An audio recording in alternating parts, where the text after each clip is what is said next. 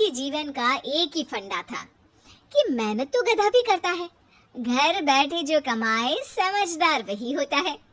इसीलिए उसने कभी नौकरी ही नहीं ढूंढी। इस बात से हालांकि उसकी पत्नी शिखा बिल्कुल भी अग्री नहीं करती थी, पर फिर भी सूरज को समझाना बेकार था। टीवी में कैसे बनोगे करोड़पति का ऐड देखकर उसे लगा कि बस अब तो घर बैठे ही वो करोड़पति बन सकता है, और उसके पीछे उसने अपने सारे सोर्सेस एक्टिव कर दिए।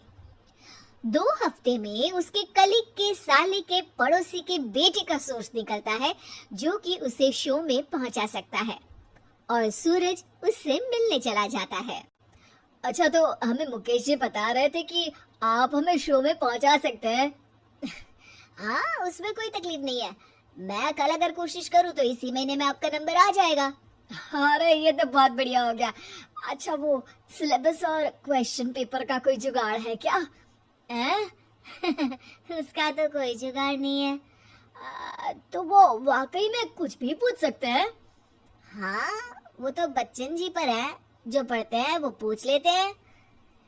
पहली कोशिश फेल होने पर अब सूरज के सामने एक बहुत बड़ा सवाल था कि आखिर जवाब कहाँ से लाए। तब शिखा ने एक सजेशन दिया, क्यों ना सूरज अपने चचेरे भाई सुमित से मदद मांगे, जो कि यूपीएससी की तैयारी कर रहा था। हालांकि इतनी मेहनत करना सूरज को समझ में नहीं आता था, पर कोई और रास्ता ना मिलने पर वो आखिर सुमित से बात करता है। अरे सुमित, हमारा कैसे बनोगे करोड़पति के लिए सिलेक्शन होने वाला है, तुम हमें थोड़े चिट बनाने में मदद करोगे क्या? अरे भैया, चिट बनाए तो सालों हो गए, उसमें हमारा एक्सपर्टीज नहीं है, बल्कि आप बोलो तो हम आपकी पढ़ने में जरूर मदद कर सकते हैं। हट, कैसे अनाप शराब बातें कर रहा है तू। सूरज ने सुमित को मना तो कर दिया था, पर तैयारी करने के सिवाय कोई चारा उसे दिख भी नहीं रहा था, खासकर जब 12 के पेपर लीक करने के एक्सपर्ट शुक्ला जो भी हाथ जोड़ लेते हैं। आखिर सूरज को सुमित के पास जाना ही पड़ा, और उसने सुमित और शिखा से वादा किया कि वो बहुत मेहनत करेगा। 1 महीने की तैयारी के बाद फाइनल हुआ कि शो से 1 हफ्ते पहले एक ट्रायल खेला जाएगा, जहां पर सारे रिश्तेदार ऑडियंस की जगह पर होंगे और शिखा सवाल पूछेगी। दूर दराज से भी रिश्तेदार आकर हाजिर हो गए देखने कि आखिर कैसे बनेगा सुमित करोड़पति। सब कुछ सेट था, और इतने में सूरज आकर अपना स्पीच देता है। ये 1 महीना मेरे लिए आसान नहीं था, पर अपने भाई सुमित और अपनी पत्नी शिखा की मदद से मैं इतनी दूर पहुंच पाया हूँ। मेरे मम्मी पापा के आशीर्वाद ने भी बहुत साथ दिया है मेरा।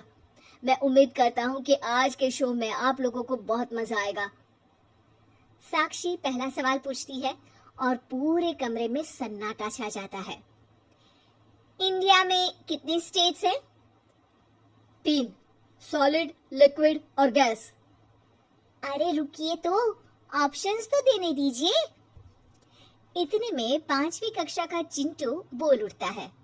अरे क्या मामा, आप तो पहले सवाल पर ही आउट हो गए। अरे बेटा, पहला सवाल तो ट्रायल होता है ना। अरे तुम अब देखना। देखने जैसी बात तो थी ही। सूरज को इतना शांत किसी ने नहीं देखा था। कभी कभी तो लगता था मानो सूरज आंख खोलकर ही सो गया हो। मामा जल्दी करो प्लीज, कल सुबह पनवेल भी तो निकलना है। अरे हट, कंसंट्रेट करने दे मुझे। 3 सवाल में 3 लाइफलाइन खत्म हो चुकी थी, और अब चौथे सवाल पर भी सूरज का मौन नहीं टूटा, पर सूरज अभी भी हार मानने को तैयार नहीं था। उधर हर कोई सूरज को छोड़ सुमित को देख रहे थे। आखिर सुमित ने ही तो पढ़ाया था सूरज को। गजब बेइज्जती है यार। अरे बेटा, तो बाप का, दादा का, भाई का, सबका नाम बुड़वाएगा। अरे 3 लाइफलाइन ले ली तो भी तेरा कुछ नहीं होना है। अरे कोई इतनी बात करता है क्या शो पर? अरे बेटा, शो पर तेरे जैसे भी तो नहीं आते ना। सूरज की ये जंग आखिर 1 घंटे बाद 5वें सवाल पर खत्म हो गई, जब उसने इंडिया के नेशनल बर्ड का नाम कहा, कौवा। अरे बेटा, मजा तो बहुत आया, बस थोड़ा टाइम पर खत्म होता तो आनंद भी आ जाता। ताने बारिश के बूंदों की तरह बरस रहे थे और सूरज को भी समझ आ रहा था कि ये करोड़पति बनना शायद उसके बस के बाहर की बात है।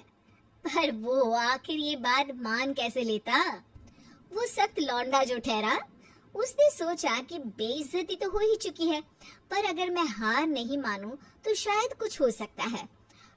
शिखा, तुम देखना, असली शो में आग लगा दूंगा, आग, करोड़पति बनूंगा मैं। हाँ, सब्जियां खत्म हो गई है घर पे, ले आओ, पहले पति बन जाओ फिर करोड़पति बनना। अरे गजब बेइज्जती है यार।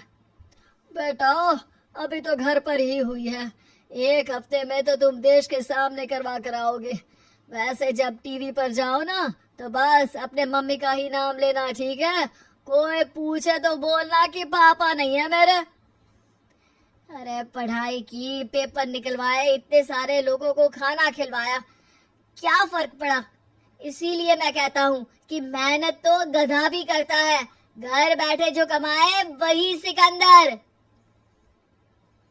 लेकिन मामा, गधे भी जानते हैं कि हमारा राष्ट्रीय पक्षी मोर है।